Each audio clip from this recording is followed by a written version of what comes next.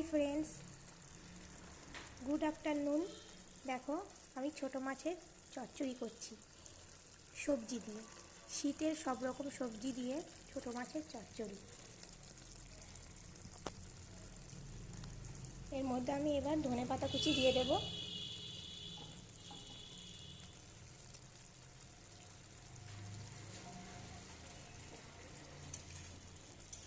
চচ্চড়িটা আমার হয়ে এসছে।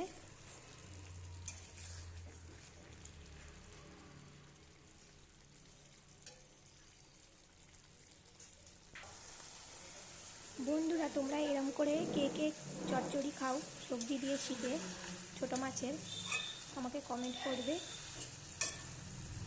এরকম আমার পুরো রান্নাটা কমপ্লিট হয়ে গেছে।